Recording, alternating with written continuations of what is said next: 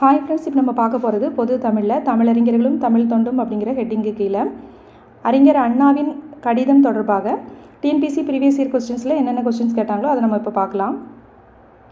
பொருந்தாத இணையினை கண்டறிக. பொது உடைமை புதுமை பித்தன், தனித்தமிழ் மறைமலை அடிகள், பேச்சுக்கலை பேரறிஞர் அண்ணா, புரட்சிக்கு வந்து பாரதிதாசன் கொடுத்துருக்காங்க. இதில் பொது உடைமைக்கு யார்? பட்டுக்கோட்டை கல்யாண சுந்தரம். அதனால் பொருந்தாத இணை தானே கேட்டிருக்காங்க. அதனால் ஆன்சர் வந்து ஏ. தனித்தமிழுக்கு யார்? மறைமலை அடிகள். பேச்சுக்கலைக்கு அறிஞர் அண்ணா, புரட்சிக்கு பாரதிதாசன். இவற்றில் எது அறிஞர் அண்ணாவின் கூற்று? பாட்டாளி ஓய்வு பெறுவது சமூக நீதியில் ஒன்று. இவற்றில் எது அறிஞர் அண்ணாவின் கூற்று? பாட்டாளி ஓய்வு பெறுவது சமூக நீதியில் ஒன்று. அடுத்து பொறுத்துக. நாட்குறிப்பு ஓர் இலக்கியமாகவும் ஆவணமாகவும் மதிக்கப்பெறுகிறது. ஆனந்தரங்கர் பல சிக்கலான தமிழ்நாட்டு பிரச்சனைகளை எழுதியுள்ளார். அறிஞர் அண்ணா உண்மையில் சுயசரிதை எழுதுவது அல்ல என் நோக்கம், சத்திய சோதனைகள் பலவற்றின் கதையை கூற விரும்புகிறேன். டி. காந்தி. நீ யாருடனும் தமிழிலேயே பேசு, உலகத்தார் எல்லாரும் அவரவர் தாய்மொழியில்தான் பேசுகின்றனர். மு. வரதராசனார். ஆன்சர் வந்து ஏ. தமிழ் நாடகக்கலைக்கு ஒரு பெர்னாட்ஷா என்று பாராட்ட பெற்றவர் அறிஞர் அண்ணா. தமிழ் நாடகக்கலைக்கு ஒரு பெர்னாட்ஷா என்று பாராட்ட பெற்றவர் அறிஞர் அண்ணா. பெரு வெற்றி அல்லவோ அண்ணா என முழக்கமிட்டாய் என்று அறிஞர் அண்ணா யாருக்கு கடிதம் எழுதினார்? தம்பிக்கு. பெரு வெற்றி அல்லவோ அண்ணா என முழக்கமிட்டாய் என்று அறிஞர் அண்ணா யாருக்கு கடிதம் எழுதினார்? தம்பிக்கு. பொங்கல் புதுநாளின் மாண்பினை எந்த இதழ் மூலம் அண்ணா விளக்கினார்? காஞ்சி. பொங்கல் புதுநாளின் மாண்பினை எந்த இதழ் மூலம் அண்ணா விளக்கினார்னா காஞ்சி. ஒரு பொறுத்துக. இந்த நாட்டில் கண்டபடி செய்ய ஆள் இல்லை, ஆனால் கண்டபடி சொல்ல ஆள் ஏராளம். மூவா தம்பிக்கு எழுதிய கடிதம். துறைமுக நகரங்களில் வாழும் மக்களின் வருவாய்க்கு அடிப்படையாய் அமைவது அங்கு வரும் கப்பல்களின் போக்குவரத்து. அனந்தரங்கர் நாட்குறிப்பு. அகிம்சா தர்மத்தை அதன் எல்லா அம்சங்களிலும் நான் உணர்ந்த பின்னரே சந்தேகத்தின் புரை என்னை விட்டு ஒளிந்தது. காந்தியடிகள். போர் என்றால் கடமை கண்ணியம் கட்டுப்பாடு கெடாத அறப்போர். இது சொன்னது அண்ணா சொன்னார். ஆன்சர் வந்து சி. இப்போ நம்ம அண்ணாவின் கடிதம் பார்க்கலாம். அண்ணா யாருக்கு எழுதுகிறார் அப்படின்னா தம்பிக்கு வந்து கடிதம் எழுதுகிறாரு. சென்ற ஆண்டு பொங்கற் புது நாளன்று உன் பக்கம் நின்றிடவும் பரிவினை பெற்று மகிழ்ந்திடவும் இல்லந்தனிலே புனலிடை மூழ்கி பொழிலிடை உலவி பொன்னின் இலையும் துகிலும் பூண்டு கனிமொழி பேசி நீ கழித்திருக்கும் காட்சியினை கண்டு மகிழ்வு பெரும் நிலையில் இருந்தேன். அங்கனம் இருந்து வந்த என்னை அதிலே பெரும் இன்பம் வேறு எதிலும் இல்லை என்ற எண்ணம் கொண்ட என்னை பிடித்து இழுத்து கொண்டு போய் ஒரு பீடத்தில் அமர்த்தி விட்டாய். பெருவெற்றி அல்லவோ அண்ணா என முழக்கமிட்டாய். பெருவெற்றி அல்லவோ அண்ணா என முழக்கமிட்டாய். இதுதான் வந்து கொஸ்டினில் கேட்டிருக்காங்க. நற்காலம் பொற்காலம் என்றெல்லாம் மகிழ்கின்றாய். நானும் என்னாலான அளவுக்கு உன் நம்பிக்கைக்கு ஏற்றவனாக நடந்து கொள்வதில் முற்பட்டிருக்கிறேன். எனினும் ஒவ்வொரு ஆண்டும் இந்த பொங்கல் புதுநாளன்று உன் புன்னகை தவழ்ந்திடும் முகத்தினை கண்டு அந்த பொலிவினை போற்றி தங்கு தடையற்ற நிலையில் இருந்து வந்த நான் கட்டுண்டு கிடக்கின்றேன். ஒன்று நாம் உணர்கின்றோம் தம்பி, இத்தனை இன்னல்களுக்கிடையிலேயே தள்ளப்பட்டிருப்பினும் இந்த பொங்கற் புது நாளில் மட்டும் நமக்கு ஒரு மகிழ்வு, நாட்டுக்கு ஒரு பொலிவு வந்து சேர்ந்துவிடத்தான் செய்கிறது. நலிந்தோறும் கூட இந்த நாளில் புது தெம்பு வர காண்கின்றனர். இந்த நாளில் மட்டுமே உழைப்பின் பெருமையினை உணர்ந்து உரையாடி மகிழ்ந்திட வாய்ப்பு கிடைக்கின்றது. இந்த நாளே அந்த நாளில் தமிழர் வாழ்ந்த நேர்த்தி பற்றி நினைவுக்கு வருகிறது.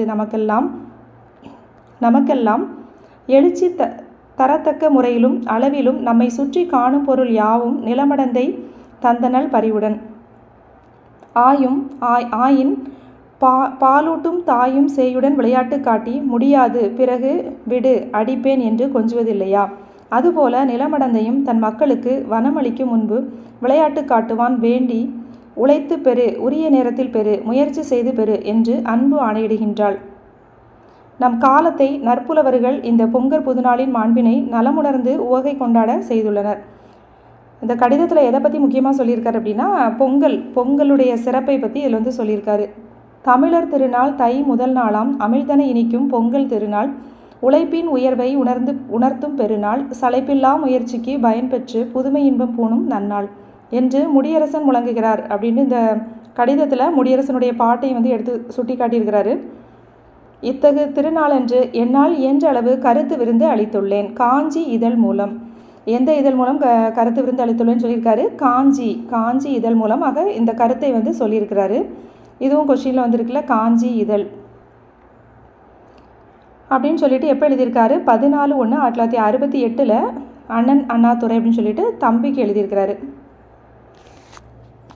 இப்போ அண்ணாவை பற்றி சில இன்ஃபர்மேஷன்ஸ் பார்க்கலாம். அண்ணாவுடைய பெற்றோர் யார்? நடராஜன் பங்கார அம்மாள். அண்ணாவுடைய பெற்றோர் வந்து நடராஜன் பங்கார அம்மாள். அவருடைய காலம் வந்து 1909 1969 வரை. ஊர் வந்து காஞ்சிபுரம். அவருடைய மனைவி பேர் வந்து ராணி அம்மையார். அவருடைய மனைவி பேர் வந்து ராணி அம்மையார். இவரை பொது வாழ்க்கைக்கு அறிமுகப்படுத்தியவர் யார் அப்படின்னா பேராசிரியர் வரதராஜன். அண்ணாவை வந்து பொது வாழ்க்கைக்கு அறிமுகப்படுத்தியவர் பேராசிரியர் வரதராஜன். அதே மாதிரி பாலபாரதி இதழை நடத்தும் பொறுப்பு ஏற்றிருந்தார். 1942 திராவிட நாடு இதழை வந்து தொடங்கியிருந்தார். திராவிட நாடு அப்படிங்கிற இதழ் வந்து யார் ஸ்டார்ட் பண்ணாங்க? அண்ணா. 1942. பாரதிதாசன் அண்ணாவிற்கு அறிஞர் பட்டம் வழங்கினார். இப்போ நம்ம அறிஞர் அண்ணா சொல்கிறோம்ல, அந்த அறிஞர் பட்டத்தை வழங்கினது யார் அப்படின்னா பாரதிதாசன். அப்புறம் 1969 சென்னை மாகாணத்தை தமிழ்நாடு அப்படின்ட்டு பெயர் மாற்றினார். இவருடைய நூல்கள்லாம் எல்லாம் பார்த்தோம் அப்படின்னா நாடகங்கள், இவர் நடித்த நாடகங்கள் பார்த்தோம் அப்படின்னா சந்திரமோகன், நீதி தேவன் மயக்கம், இந்த ரெண்டும் அண்ணாவின் நாடகங்கள் நடித்திருக்கிறாரு. இவர் எழுதிய நாடகங்கள் பார்த்தோன்னா ஓர் இரவு, வேலைக்காரி, சிவாஜி கண்ட இந்து சாம்ராஜ்யம், காதல் ஜோதி, குமாஸ்தாவின் பயணம், நீதி தேவன் மயக்கம், கொலைக்காரியின் குறிப்புகள், சந்திரோதயம், இதெல்லாம் இவருடைய நாடகங்கள், இவர் எழுதிய நாடகங்கள். இவருடைய ஆய்வு நூல்கள்னு எடுத்துக்கிட்டோன்னா கம்பரசம், ஆரிய மாலை, இந்த ரெண்டும் இவருடைய ஆய்வு நூல்கள். இவருடைய நாவல் பார்த்தோம் அப்படின்னா நாடோடி செவ்வாழை. நாடோடி செவ்வாழை அப்படிங்கிறது இவருடைய சிறுகதை. ரங்கோன் ராதா அப்படிங்கிறது இவருடைய நாவல். நாடோடி செவ்வாழை அப்படிங்கிறது ரெண்டுமே இவருடைய சிறுகதைகள். ரங்கோன் ராதா அப்படிங்கிறது இவருடைய நாவல். அதே மாதிரி இவர் என்ன பண்ணுறாரு, அந்த அண்ணாவின் கடிதத்தில் இவர் என்ன சொல்கிறாரு, புனலிடை மூழ்கி பொழிலிடை உலவி பொன்னின் இலையும் துகிலும் பூண்டு அப்படிங்கிறத சொல்கிறாரு. அதே மாதிரி தமிழர் திருநாள் தை முதல் நாளாம், அமிழ்தனை இனிக்கும் பொங்கல் திருநாள், உழைப்பின் உயர்வை உணர்த்தும் பெருநாள் அப்படின்ட்டு இந்த பாட்டு பாடினது யார்? முடியரசன். இந்த முடியரசனுடைய பாட்டை வந்து அந்த கடிதத்தில் வந்து எடுத்து சொல்கிறாரு. அதே மாதிரி உழைத்து பெறு, உரிய நேரத்தில் பெறு, முயற்சி செய்து பெறு அப்படின்ட்டு அந்த கடிதத்தில் அண்ணா வந்து சொல்கிறாரு. திராவிட நாடு அப்படிங்கிற அந்த இதழில் வந்து இவர் நிறைய கடிதங்கள் வந்து எழுதியிருக்காரு. திராவிட நாடு அப்படிங்கிற, ஆனால் நமக்கு கொடுத்துருக்கிற கடிதம் பார்த்தோன்னா காஞ்சி இதழில் அவர் வந்து சொல்லியிருக்கிறாரு. காஞ்சி இதழில் எழுதிய கடிதம் அது.